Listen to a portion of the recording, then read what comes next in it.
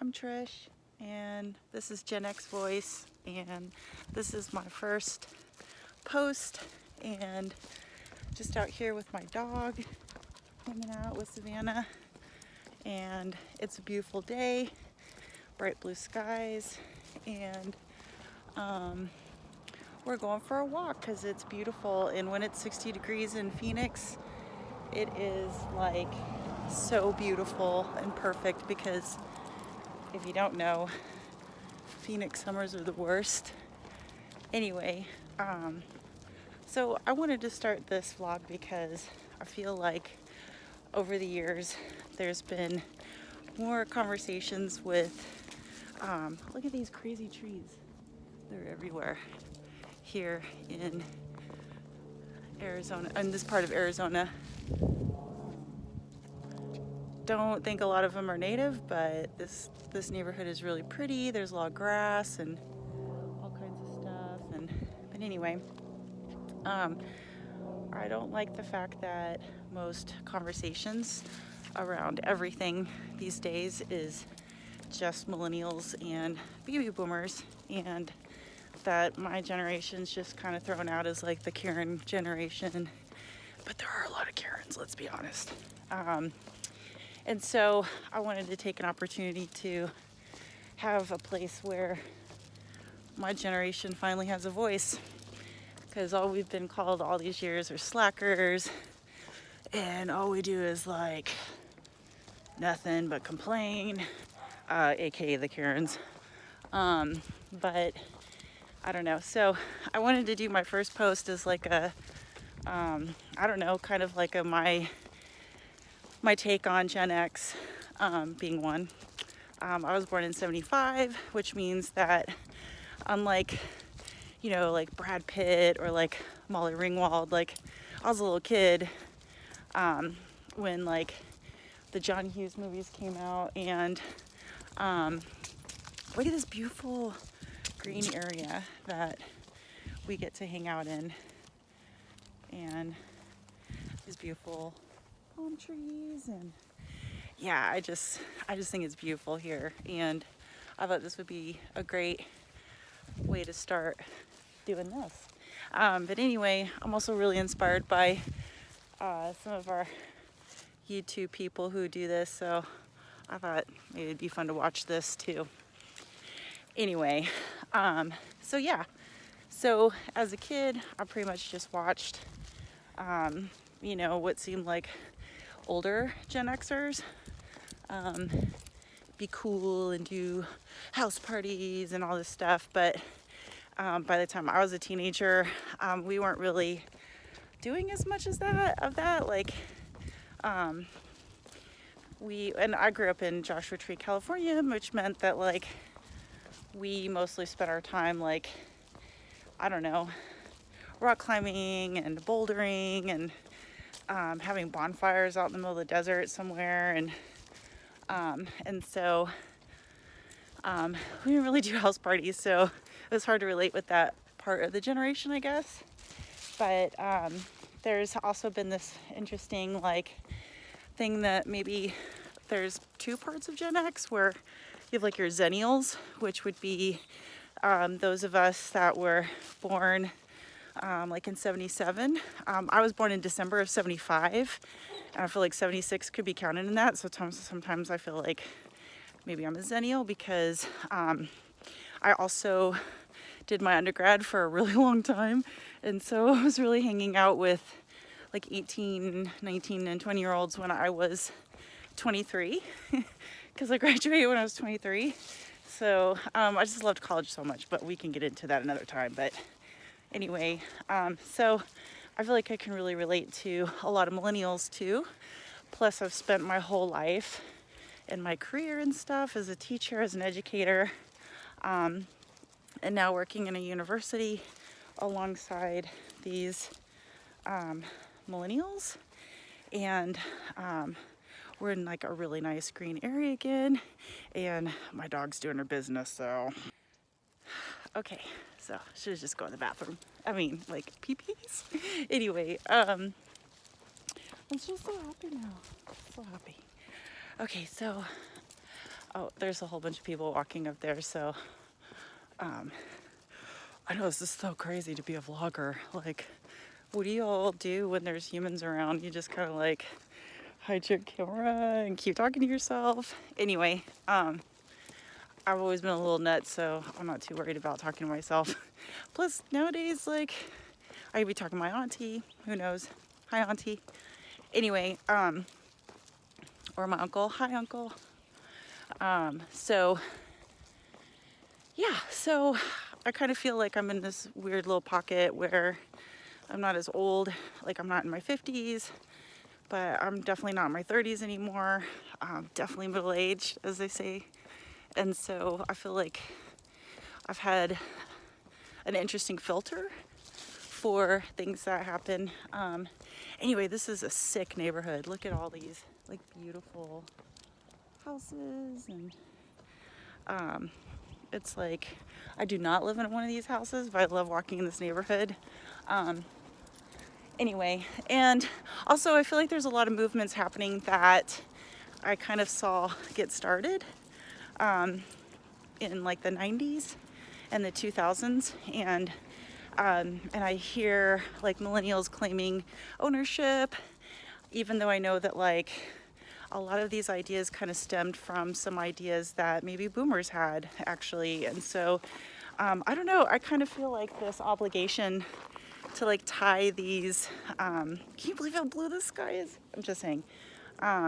Anyway, just like how I feel like it's like my generation's duty to sort of like show you guys that there's a link instead of this like separatism, because I feel like a lot of what's going on in the world today, separatism is really becoming this division with our within humanity. This is gonna be a deep one, by the way, so if you're not into deep stuff, you may not want to be a part of this whole GenX Voice thing, but I don't know, maybe it's not that deep either. But like sorry, there's like rocks missing in a spot. There's usually rocks, and it's like just green. So I don't know, you know, when changes happen in your neighborhood. Yeah, so I feel like maybe y'all need someone in the middle, like a moderator in our generation, to sort of like tie the two together. And like, I don't know, I feel like there's a lot of like I don't know, the whole okay boomer thing and the whole like snowflake thing is just like rhetoric for keeping people from having true conversations, and instead of like having some like, I don't know, some kindness. Oh, my dog just saw a bunny. Oh, you can't see it. Anyway. And I feel like the more that we are allowing other people to separate us as humans, especially United States humans, like I really feel like it's damaging. It's damaging to the progression of humanity to become more like Star Trek Enterprise, Next Generation. Yeah, I'm super Gen X, so I will be name dropping some super Gen X-y, you know, Easter eggs for y'all. But I mean, if we could just like take that part a little bit, like I think it's really, gosh, I think Gene Roddenberry, by the way, who wasn't a boomer or Gen X or millennial, he was a part of the silent generation. He was before boomers, in case y'all don't know that. I literally just learned that like on Friday. This is what's cool about working in university. Like you just kind of learn stuff because people just love to talk, and they're smart people around you all the time. And so I just learned about this, like, look, we actually do have houses with solar panels here in Arizona. You just don't see them a lot. Can you even see that? It's like, there it is. Like you see it right there? I have friends that come to visit me all the time from all over the country, and they're like, where are all your solar panels? And I'm like, I know, right? Like you would think we get like, I mean, look at January right now, and my friends in Illinois are like suffering from all the snow and stuff, but like Dennis has cardinals. Hi, Dennis. In his backyard. But anyway, yeah, so Gene, you know, he total nerd alert here, but he had this really great idea of how, like, you know, maybe humanity could progress to a place where there really isn't war. And, you know, I know it's super cheesy, but I really like the idea that, like, we could evolve to be, you know, a group of humans who, you know, we don't just jump into war. And like, I actually was one of those people who definitely, dude, we hear a weird sound. You never know out here in the nature of the desert. And it actually is sort of deserty now. Like, you've got this huge Palo Verde, which, look at these spikes. Ew, that is trying to kill you. And I just poked myself while trying to show you this spike here, but anyway. I warned a boyfriend that I moved out here from the Midwest with back in '09 that like the desert is meant to kill you. So like everything in the desert wants to kill you. Anyway, there's like a couple coming up, so I better wrap this up. But yeah, so like totally lost my place. So now that I'm thinking about these humans, I might have to pause this. So this is gonna be like really interesting to like to edit and stuff. But anyway, I really have no idea where it's going with that. That's the joy of middle age. I don't know, just I don't know. I feel like I'm going to be also starting a podcast where I'm going to interview a lot of people. I wish I could do it video, but it's a little more complicated because I have a lot of people that live in other parts of the world, and I'm not as rich as some YouTubers that can like afford to fly around, and maybe someday. But we'll start as a